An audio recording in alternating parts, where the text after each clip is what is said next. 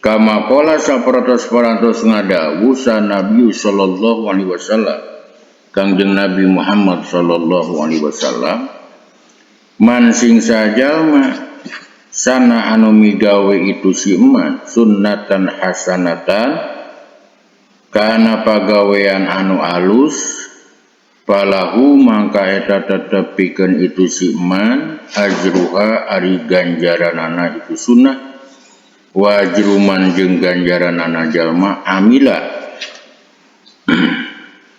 anu amal yusiman biha kalawan itu hasanah ila yaumil qiyamati nabi ka poe kiamat. Wa man jeung sing saja masana anu migawe itu si eman sunnatan sayyi'ata kana pagawean anu goreng fa'alaihi maka eta tetep madarat pikeun itu si eman wijruha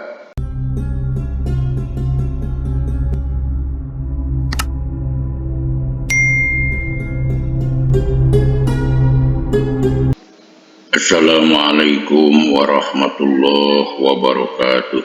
Waalaikumsalam warahmatullahi wabarakatuh. Alhamdulillah wassalatu wassalamu ala Rasulillah Sayyidina Muhammad ibn Abdillah wa ala alihi wa sahbihi wa mawalah. Asyhadu an la ilaha illallah wahdahu la syarikalah wa asyhadu anna sayyidana wa nabiyyana Muhammadan abduhu wa rasuluh. Ayyuhal hadirun ittaqullaha haqqa tuqatih wa la tamutunna illa wa antum muslimun. A'udzu billahi minasyaitonir rajim. Innama yakhshallaha min ibadihil ulama. Hadratul mukarramin, para alimil ulama, para zuama, para kiai, para ajengan, sadaya kesepuhan anu kalintang kusim kuring dipihormatna sandriin sandria wabil khusus anu masandren di pesantren Al-Mughni umumna anu masandren di pesantren Manawai anu sami-sami kusim kuring dibanggakeun diharapkan oge insyaallah didoakeun. Hadirin kaum muslimin hadirat kaum muslimat anu sami-sami hormatkeun sim kuring sadayana. Alhamdulillah wa syukru ala ni'amillah dina ieu kasempatan urang sadayana tiasa rieu mumpulung insyaallah dina tempat anu mulia bari dimuliakeun ku Allah Rabbul Alamin. Puji syukur urang aturkeun ka Allah Rabbus Syakur. Allah anu teras-terasan mapari nikmat ka urang sadayana anu lamun seuk mah diitung ku urang tinang teu moal kaitungna. Salawat rawuh salamna pamudah-mudahan dicurah limpahkeun ka paduka alam Nabi besar Muhammad sallallahu alaihi wasallam tekantun ka kulawargina sahabat-sahabatna tabi'in tabi'ina tuga akhirna dugikeun ka urang sadayana. Amin ya Allah ya rabbal alamin. Insyaallah dina ieu kesempatan urang ngalancengkeun hanca insyaallah dina raraga taqarrub ka Allah Rabbul Alamin ngalangkungan jalan ta'lim kararasan dihanca ku urang hiji kitab anu ngagaduhan kitab Tanbihul Ghafilin eusina mepelingan ka jalma-jalma nu paroho kabehanana. Sadaacan urang ngalajengkeun hanca logat hanca makna urang ngadua ka Allah Rabbul Alamin. Pamudah-mudahan wabil khusus pengarangna ieu kitab umumna sepuh urang sadayana wargi urang sadayana guru-guru urang sadayana anu parantos calik di alam barajah di alam kubur pamudah-mudahan sadayana kenging pangapura rahmat oge ridhona Allah subhanahu wa ta'ala. Amin ya Allah ya rabbal alamin. Ila hadratin Nabi Mustafa Muhammadur Rasulillah sallallahu alaihi wasallam wa ala alihi wa sahbihi wa azwajihi wa dzurriyyatihi wa alihi wa liman dakhala fi baitihi ajma'in. Syaudillahi lahumul Fatihah.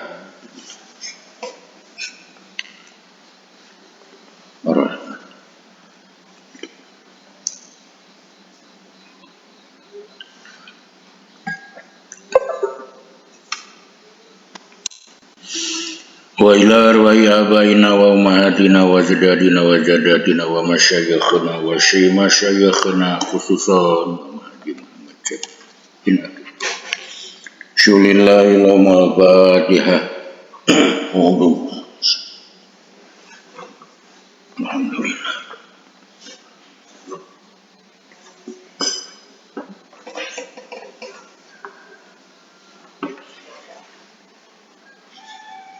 Wa ila mu'allifi hadal kitab ila hadratis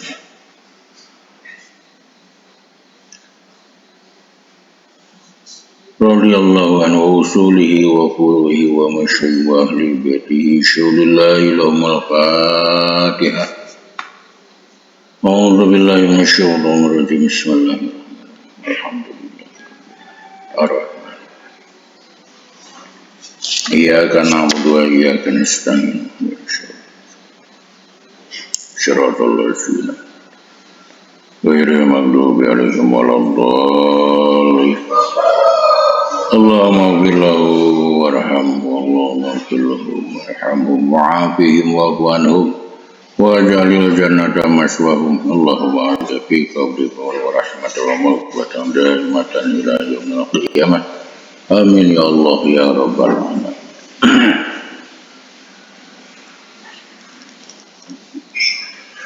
Mangga tinggalan cana. Bismillahirrahmanirrahim. Warawa sareng parantos ngariwayatkeun saha Abu Hurairah Imam Abu Hurairah radhiyallahu anhu. Anin Nabi sallallahu alaihi wasallam katampi di Kangjeng Nabi Muhammad sallallahu alaihi wasallam. Anahu saestuna Kangjeng Nabi Muhammad sallallahu alaihi wasallam eta kola perantos ngadau Kangjeng Nabi yakhruju bakal keluar fi akhiri zamani di akhir zaman saha aqwamun pirang-pirang kaum yani neja Kangjeng Nabi Muhammad sallallahu alaihi wasallam yakuduna pada nyopot kabeh hakana dunia payal basuna mangka marake kabeh libasa julu didokni kalawan pirang-pirang pakaian dina pirang-pirang kulit domba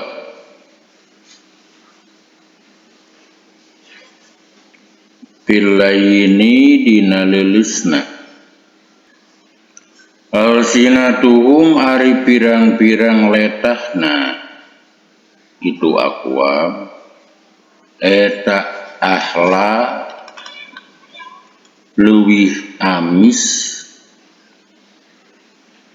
minas sukari tinimbang gula pasir wa qulubuhum jeung ari pirang-pirang hatena itu kaum-kaum eta qulubud diabi pirang-pirang hatena pirang-pirang ajag yaqulu ngadawuh sapa Allah Gusti Allah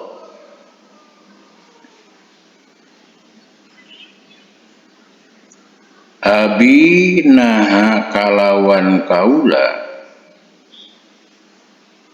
tagataruna katipu ada ranjeun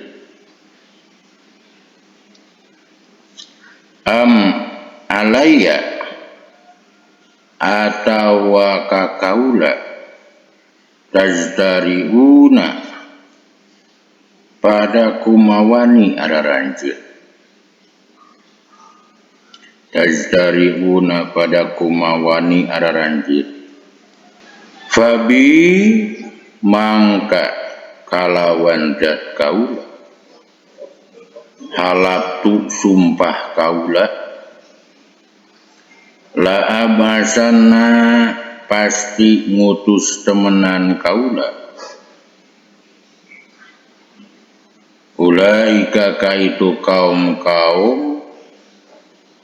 fitnatan kana fitnah tada'u anu ninggalkeun ieu fitnah al-hakima kajalma anu bijaksana al-aqila anu berakal piha dina itu fitnah hayrona bari bingung. Warawa sareng parantos ngariwayatkeun saha Waqi'un Syekh Waqi an Sufyana katampi ti Sufyan an Hubaibin katampi ti Hubaib an Abi Sholihin katampi ti Abi Sholih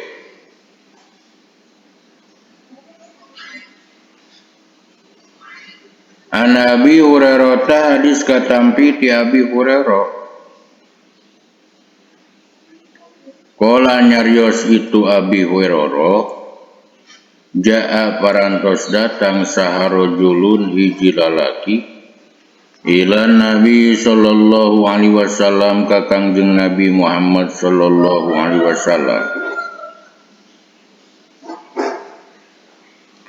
Faqala mangka nyarita itu si rajul ya Rasulullah Rasul Allah ini saestuna kaula eta amalu amal kaula al amala kana amal fa usiru mangka ngarahasiakeun kaula ku kana itu amal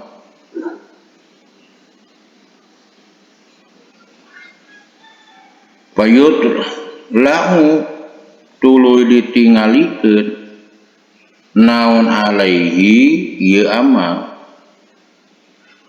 payu'ajibu mangka ngagetkeun dalik ni ka kaula naon zalika itu amal alina eta tetepikeun kaula fihi dina itu amal ajrun ari ganjaran qala ngadawuh Kangjeng Nabi Muhammad sallallahu alaihi wasallam laka tetepikeun anjeun laka eta tetepikeun anjeun fihi dina itu amal ajroni ari dua ganjaran ajru sirri hiji ganjaran nyamarkeun wa ajrul alaniyati jeung ganjaran nembongkeun amal. Qala parantos ngadawu sa al-faqihu Syekh Faqih rahimahullahu ta'ala manahu ari manana itu hadis eta annahu sanyana si jalma eta yutli'u ningalikeun itu si jalma ala amalihi kana amalna itu si jalma wa yuktada jeung diturutan sahabihi naon bihi kalawan ieu amal falahu mangka eta tetepikeun itu si jalma ajroni ari dua ganjaran ajrun tegesna ganjaran li amalihi pikeun amalna itu si jalma wa ajrun jeung ganjaran lil iktidai karena nurutanana kana itu amal kama qala sapratos ngadawu sa Nabi sallallahu alaihi wasallam Kangjeng Nabi Muhammad sallallahu alaihi wasallam man sing sajalma sana anu migawe itu si eman sunnatan hasanatan kana pagawean anu alus falahu mangka eta tetepikeun itu si man ajruha ari ganjaranana itu sunnah wa ajruman jeung ganjaranana jalma amila anu amal yusiman biha kalawan itu hasanah ila yaumil qiyamati nepi ka poe kiamat.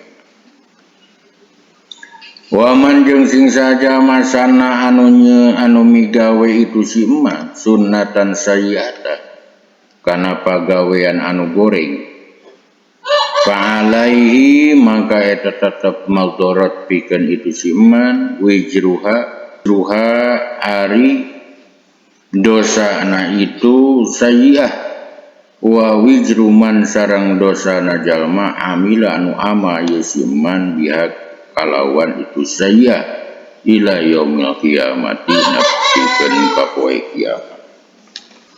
Wa maida kana jeung anapun tatkala aya ye si jalma eta yu'ajibu ngagetkeun ku ka itu si jalma lima karana perkara yutlihu anu ningalikeun itu si jalma ala amalihi kana amalna itu si jalma la li ajlil iktidai lain karena arah-arah nurutanana bihi kana itu amal fa innahu mangkasanya nyana itu si jalma eta yukhopu dipikasieun naon dihabu ajrihi leungit ganjaranana itu si jalma. Jadi dawuhan junjunan alam Kangjeng Nabi Muhammad sallallahu alaihi wasallam hadis katampi ti Abi Hurairah dawuh junjunan alam bakal keluar di akhir zaman pirang-pirang kaum upama dina kitab anu sanes yakhtiluna tapi yakhtalibuna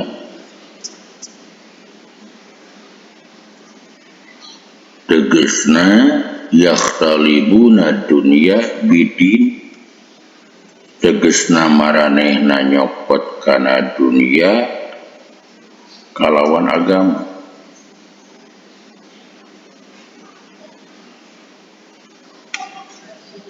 Jadi sanes yakhtiluna tapi yakhtalibuna, jadi yakhtalibuna dunya bidini menehna nyarokot kana dunia kalawan agama. Upama yakhtiluna mah guma jelek dan dina kitab nama yakhtalibuna dunya bidini marenehna nyokot kana dunia kalawan ngawedak agama.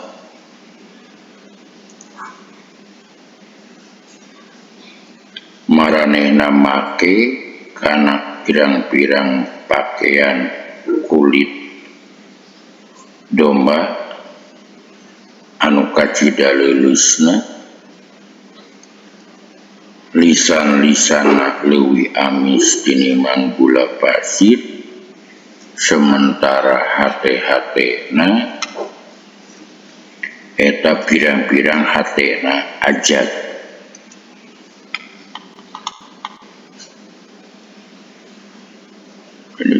Wa qulubuhum qulubud diab.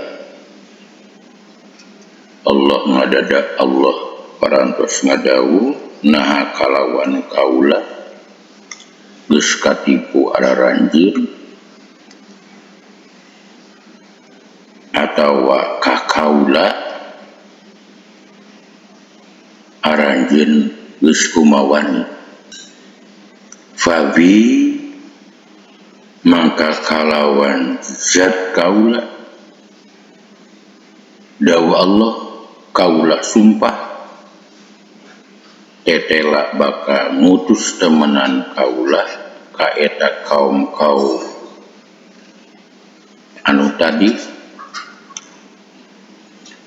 cangkemna lebih manis tinimbang gula pasir, pakaianana leuwih lulus da dijieun tina kulit-kulit domba, tapi hatena hate ajak kana fitnah anu mana eta fitnah teh ninggalkeun ka jalma anu bijaksana anu berakal kaayanana pada bingung kabeh. Lajeng riwayat Imam Waqi hadis katampi ti Sufyan, hadis katampi ti Hubayb, hadis katampi ti Abi Soleh, hadis katampi ti Abi Hurairah, aya hiji pamaget dongkap ka Kangjeng Rasul. Lajeng eta pamaget tumaros ka Kangjeng Rasul, ya Rasulullah, ini a'malu al amala fa usirruhu. Ya Rasul, abdi amal, abdi berusaha ngarahasiakeunana eta amal, nyumputkeunana eta amal, fayudla'u alaih fayu'jibuni dalik. Tapi aneh amal kataringalieun ku jalma sanes, maka sehingga bisim abdi ngerasa kaget. Lajeng eta pamaget tumaros, ali fihi ajrun. Gusti, nah pikeun amal abdi anu diusahakeun susuluputan tapi akhirnya katinggal ku jalma umum ngagaduhan ganjaran. Maka Kanjeng Rasulullah sallallahu alaihi wasallam dawuh, pikeun anjeun dua ganjaran. Nu kahiji ganjaran ngarahasiakeun amal, nu kadua ganjaran nemongkeun amal. Ganjaran dina ngarahasiakeun amal tangtu aya ganjaran, sabab dina amal susulumpatan insyaallah bebas tidak penyakit riya sum'ah. Lajeng dina nemongkeun amal ngagaduhan ganjaran supaya amal eta diturutan ku batur. Sehingga aya dawuhan Kangjeng Nabi Muhammad sallallahu alaihi wasallam, man sanna sunnatan hasanatan falahu ajruha wa ajru man amila biha ila yaumil qiyamah, wa man sanna sunnatan sayyi'atan fa alaihi wizruha wa wizru man amila biha ila yaumil qiyamah. Sing saja manu migawe kana pagawean nu alus,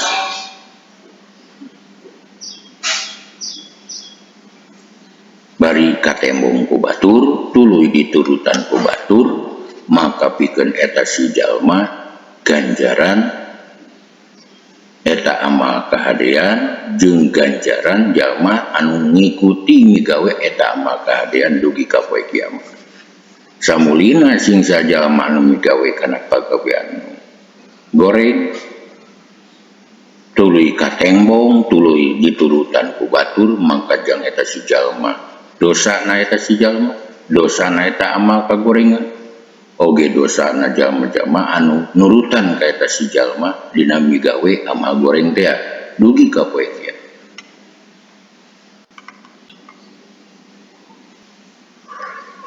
Warawa sareng parantos ngariwayatkeun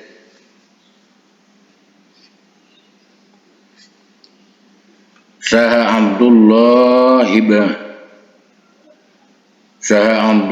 ibnul Mubarak, Abdullah bin Mubarak an Abi Bakrin, hadis an Abi Bakar bin Maryam, hadis katampi ti Abu Bakar bin Abi Maryam,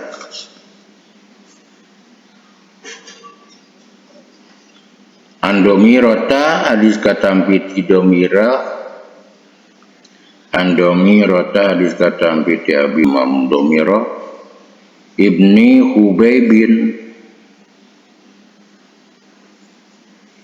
janten putra pamuketna Hubeb.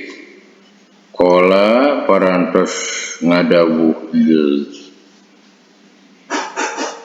Domiroh bin Hubeb. Kola parantos ngadawuh sa Rasulullah sallallahu alaihi wasallam, Kangjeng Rasulullah sallallahu alaihi wasallam, innal malaikata sanyanyana malaikat eta yarfa'u ngangkatkeun itu malaikat amala abdi kana amalna hiji jalma min ibadillah di pirang-pirang abdina Allah. Fayastaksiruna maka milang-milang loba itu malaikat kana amal, wa yuzakuna jeung milang-milang bersih itu malaikat kana amal, hatta yantahu sehingga nepi malaikat bihi nyandak amal ila haisu kana tempat saha anu parantos ngersakeun saha Allah taala Gusti Allah taala min sultanihi tina karajaan Allah.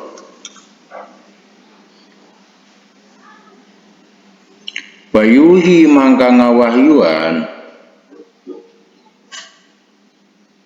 sallallahu Gusti Allah ilaihim kaitu malaikat, innakum sanyanyana araranjin eta hafadatun anu ngaraksa kabeh ala amali abdi kana amal hamba kami, wa ana sedengkeun ari kami eta raqibun anu ngaraksa ala makana perkara fi nafsihi nu aya dina jero hatena itu si abdi. Ina abdi sanyanyana hamba kaula hada anu ieu eta lam yukhlis henteu ngaikhlaskeun itu si abdi li karena kaula amalahu kana amalna itu si abdi. Faktubu maka kudu nuliskeun araranjit hu kana amal pisijin dina sijin, wa yasyaduna jeung naraek malaikat hafadah bi amali abdi kalawan amalna hiji hamba, payastakilluna maka milang-milang saeutik malaikat hukana amal, wayahtakiruna wayuhakiruna jeung nyepelekeun malaikat kabeh hukana amal, hatta yantahu sehingga nepi malaikat bihi nyandak amal ila haitsu kana tempat syaa anu parantos ngarsakeun sallallahu Gusti Allah min sultanihi tina karajaan Allah. Wayuhi mangka ngawahyukeun sallallahu Gusti Allah ilaihim ka itu malaikat hafadhah, innakum sanyanyana araranjeun eta hafadatun malaikat-malaikat anu ngaraksa kabeh kana amal, malaikat anu ngaraksa ala amali abdi kana amal hamba kami, wa ana sedengkeun ari kaula eta raqibun anu ngintip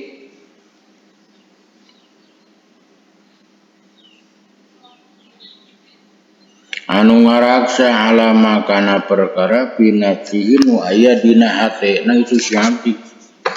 Inna abdi sanyanyana hamba kami ada anu ieu eta akhlaso geus ngaikhlaskeun ieu abdi li karena kaula amalahu kana amalna itu si abdi. Faktubu maka kudu nuliskeun araranjeun kana itu amal abdi fi'liyin dina iliyin. Jadi kadang amalna hiji jalma dicandaku malaikat apaldo dugikeun kana tempat anu parantos dikersakeun ku Allah dina karajanan Allah. Malaikat milang-milang hebat kana eta amal, malaikat milang-milang seueur kana eta amal, malaikat milang-milang bersih kana eta amal. Ternyata Allah dadawuh ka para malaikat apaldo maneh kabeh malaikat apaldo, malaikat anu geus ngaraksa kana amalna hamba Allah. Sedengkeun ari kaula eta anu ngintip kana hatena.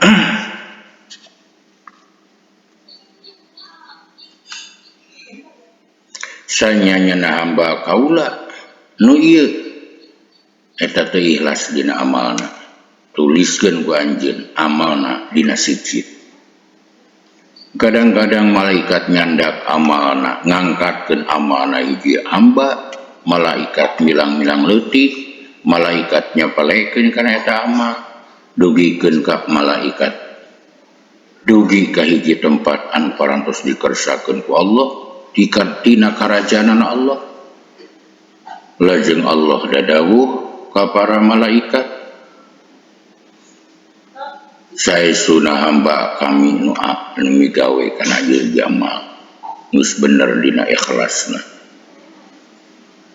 Inna adiyada akhlasoliyam, hamba kaula nu ieu geus ngaikhlaskeun karana kaula kana amalna ieu si hamba, mangka tuliskeun ku maneh kabeh hei para malaikat kana amalna ieu si jalma dina surga ini.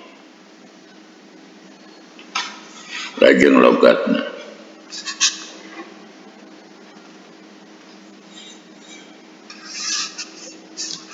Fafi hadal khobari, maka eta tetap bina ieu hadis dalilun ari dalil ala anna qalilal amali kana sanyanyana saeutikna amal eta ida kana di mana aya ieu amal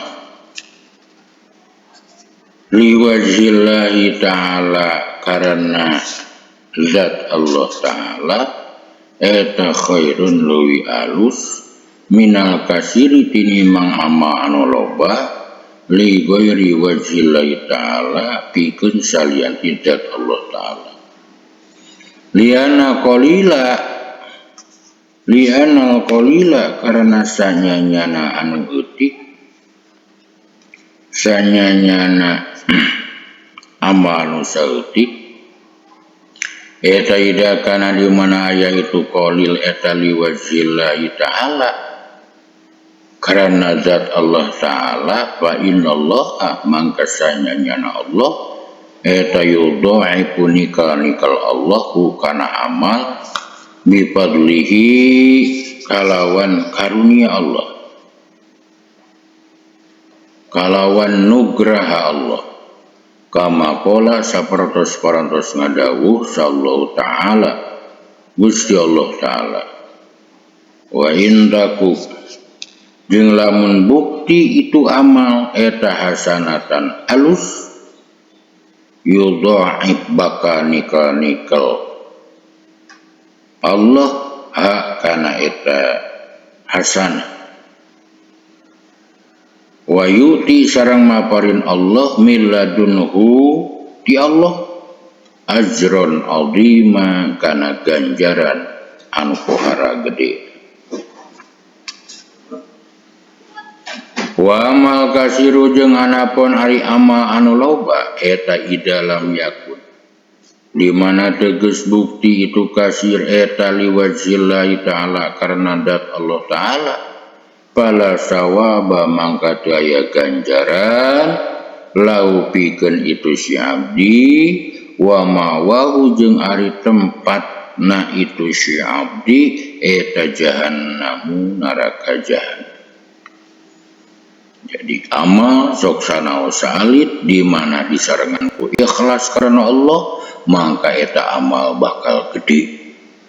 Naon sabab sabab saeutikna amal di mana karena Allah, maka Allah anu bakal nikah-nikahna kana eta amal kalawan nugrahna Allah. Sapertos dawuh Allah, wa in taku hasanatan yudha'ibha wa yu'ti min ladunhu ajran 'azim. Tapi lamun amal sanajan katingalina loba, lamun teu didasaran ku karena Allah, maka teu aya ganjaran sama sakali jang eta si jalma, malah tempat balikna eta si jalma neraka jahanam. Naudzubillahi min dzalik. Kala parantos ngadawu sal faqihu Syekh Faqih rahimahullah, hadasa geus nyarioskeun hadis ni ka kaula sajamaatun jalma loba minal fuqaha'i ti ulama-ulama ahli fikih, biasa nidihim kalawan pirang-pirang sanadna itu jamaah anu kubatab ni muslimi katampi ti Uqbah bin Muslim, tampi ti an Samiril Asbahi, hadis katampi ti Samir Asbahi, hadasa nyarioskeun hadis ku kaitu Uqbah, kaitu Samir.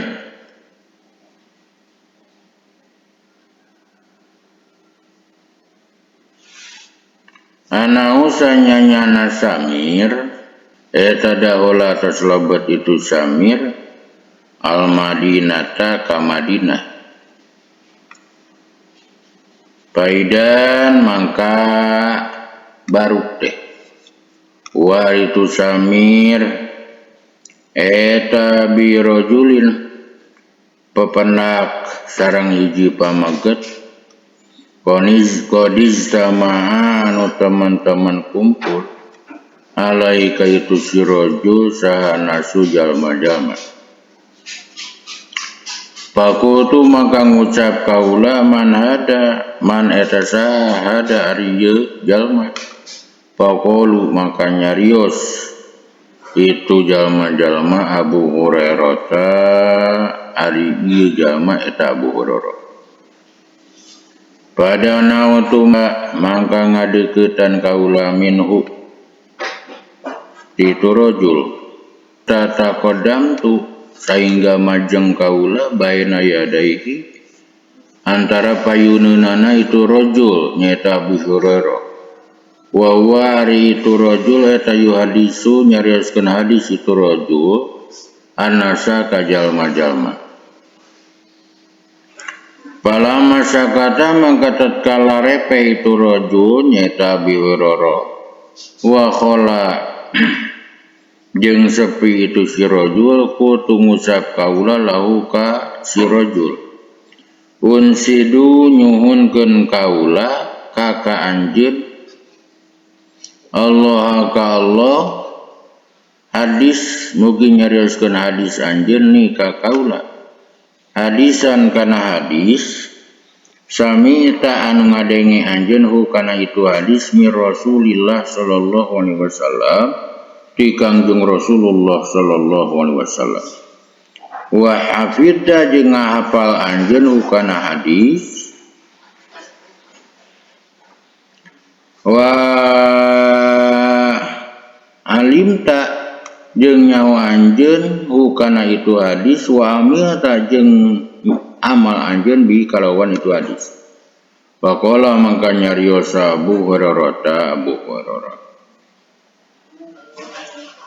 Ukmut kudu diuk anjeun la uhadisana tetelarek nyaritakeun hadis kaula ka anjeun bi hadisin kalawan hadis hadasa anu parantos ngahadis ni ka kaula kalawan itu hadis sa Rasulullah sallallahu alaihi wasallam Kangjeng Rasulullah sallallahu alaihi wasallam. mata aya mana sarta kaula saha ahadun hiji jalma goiri salianti kaula wa gairuhu jeung salianti itu rajul sumana sago terus ngajerit itu si rajul nasgotan kalawan sakali ngajerit ai sahako tegesna ngagoak itu si rajul sahkotan kalawan sakali ngagoak pakhoro maka ngajungkel itu rajul magsian ale bari kalengger pamakasa mangka cicing itu si rajul qalilan kalawan saeutik qalilan bari saeutik summa apa kok tuluy cager itu si rajul wa masaha jeung ngusap itu rajul wajahu kana wajahna itu rajul faqala maka nyarios itu rajul lau hadisana tetela rek nyaritakeun hadis temenan kaula ka kanjeng bihadisin kalawan hadis bihadisin kalawan hadis ada sanu parantos ngadis ni ka kaula hi kana ieu hadis Rasulullah sallallahu alaihi wasallam kanjeng Rasulullah sallallahu alaihi wasallam sumana sago tuluy ngagoak deui itu si rajul nasgotan ukhra kalan goakan usajena pamakasa mangka cicing itu si rajul tawilan bari anu lila summa apako satuluyna cager itu si rajul wa masaha jeung ngusap itu si rajul wajahahu kana wajahna itu si rajul baqala mangka nyarios itu si rajul hadasa geus ngahadis ni ka kaula sa Rasulullah sallallahu alaihi wasallam kanjeng Rasulullah sallallahu alaihi wasallam baqala maka ngadau kanjeng Rasul innallaha saistuna Allah tabaraka maha berkah Allah wa ta'ala yang maha luhur Allah ida kana tatkala ayat di mana ayat naon yaumul kiamati poe kiamat yakbi ngahukuman Allah baina walki di antara makhluk Allah pakulu umatin mangka ari saban-saban umat eta jasiyatun anu tepak deku pawaluman mangka ari pangeula-eulana jalma yud'a anu dipanggil itu si eman yud'a anu dipanggil sahabihi ieu si eman eta rajulun hiji lalaki qad jama'a anu parantos ngumpulkeun itu si rajul al-Qur'ana kana Al-Qur'an wa rajulun jeung hiji lalaki kutila anu tos dibunuh itu si rajul fisabilillah dina jalan Allah wa rajulun jeung hiji lalaki kasirul mali anu loba hartana fayaqulu maka ngadawuh insyaallah taala Gusti Allah taala lil qari'i ka qari alam u'alim nah teges merenya ho kaula ka kanjeut maka na perkara anza tu anu geus nurunkeun kaula ala rasul ka rasul kaula pola nyarios itu qori bala sumuhun ya rob pangeran isi mabdi qala ngadawu Allah pamada mangka kana naon amil tageus amal anjeun bima dina perkara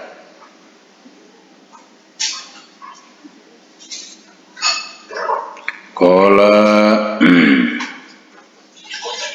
nyarios ieu qori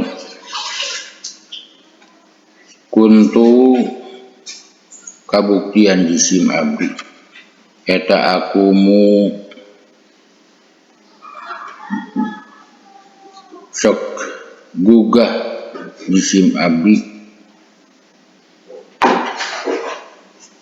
bihi kalawan itu maca Quran ana al-laili dina waktu peuting wan nahari jeung dina waktu beurang. Fayaqulu maka ngadawu sallallahu ta'ala Gusti Allah ta'ala lahu kaitu qori kadabda geus bohong anjeun. Bal aradda wa taqulu jeung nyariosal malaikatu malaikat kadzabda geus bohong anjeun. Bal aradda balik tak ngarepkeun anjeun ayu qala kana yen diucapkeun Fulanun ari ki anu eta qoriun seorang qori. Pokok gila mangga teman-teman diucapkeun naon dalika itu fulanun qori payu maru mangka diparentah sahabihi itu si qori ila nari kana neraka. Wa yuqalu jeung diucapkeun li sahibil mali ka jalma anu ngabogaan harta. Mada kana naon amia tageus amal anjeun pi madina perkara ata itu anu geus mere kaula ka anjeun bihi kalawan itu mah. Wala nyarita itu sahibul mali kuntu aya jisim abdi eta saylo sok napungkeun jisim abdi bihi kalawan itu mal ar-rahima kana kabarayaan wa tasaddaqu sareng sok gawe sedekah jisim abdi bihi kalawan mal kalawan harta. Fayaqulu maka ngadawu sallallahu ta'ala Gusti Allah ta'ala kadabda geus bohong anjeun. Wa taqulu jeung nyarariosal al malaikatu para malaikat kadabda geus bohong anjeun bal aradda balik tak ngarepkeun anjeun ayu qala kana yen diucapkeun fulanun ari ki fulan eta jawadun anu berehan. Pokok gila mangka teman-teman geus diucapkeun naon dalika itu fulanun jawad payu maru mangka diparentah sahabihi itu si sohibul mal ila nari kana neraka. Wa yutajeng didatangkeun sahabilladzi jalma kutila anu dibunuh itu siladi fisabilillah dina jalan Allah. Fayaqulu maka ngadawu Allah lahu kaitu siladi kutila fisabilillah lima karena naon putih tagus dibunuh anjeun qala nyarita itu ladi kota tugas perang jisim api fisabilika dina jalan Gusti hatta kutiatu sehingga dibunuh jisim api. Fayaqulu mangka ngadawuh sallallahu ta'ala Gusti Allah ta'ala lahu kaitu ladi kadabda geus bohong anjeun. Wa taqulu jeung nyarios sapa malaikatu malaikat kadabda geus bohong anjeun bal aradda balik tak geus ngarepkeun anjeun ayu qala kana yen diucapkeun laka ka anjeun jariun ari ki anu eta anu berani. Bakor gila mangga teman-teman geus diucapkeun itu jariun. Bakor gila mangga teman-teman geus diucapkeun naon dalika itu jariun. Payu maru mangka diparentah sabihi itu siladi ilan nari kana neraka. Tsumma doroba tuluy nenggel saha Rasulullah sallallahu alaihi wasallam Kangjeng Rasulullah sallallahu biadihi kana pananganna Kangjeng Rasul ala rukbati kana tur kaula Faqala mangka ngadawuh Kangjeng Rasul, ya Abu Hurairah tahi Abu Hurairah, ulaika salah satu ari itu jalma-jalma anu tilu eta awalu khalqillah mimitina makhluk Allah ta'ala malur Allah tus'aru anu dihurungkeun bihim sabab itu salasah naon annaru naraka yaumal kiamati dina poe kiamat. Naudzubillahi min dzalik. Dina hadis dicarioskeun saestuna pang awal-awalna makhluk anu di hisab ku Allah Subhanahu wa ta'ala nyaeta tilu jalma. Nu kahiji jalma anu hafid Al-Quran, anu tahfidul Quran, seorang qori. Nu kadua jalma anu beunghar anu ngagunakeun hartana dina jalan Allah. Nu katilu jalma anu maut syahid. Pertama anu dipariksa ku Allah seorang qori. Dawu Allah mada amilta. Pamada amilta. Maneh seorang qori, maneh seorang tahfidz. Cing kira-kira dina naon wae anjeun geus amal. Saur qori jisim abdi sakuga dina waktu wengi, abdi dina waktu siang oge teh hilap teras ngaos ayat suci Al-Qur'anul Karim. Baik dina waktu siang, baik dina waktu wengi, abdi teras-terasan ngaos ayat suci Al-Qur'an. Dawu Allah bohong maneh, dawu malaikat bohong maneh, balik da maneh aya diucapkeun fulanun qoriun. Ari kieu eta ahli qiraat. Maka eta ucapan harus diucapkeun ganjil. Akhirna eta si jalma diparentah supaya dilebetkeun kana neraka Allah Rabbul Alamin. Naudzubillah.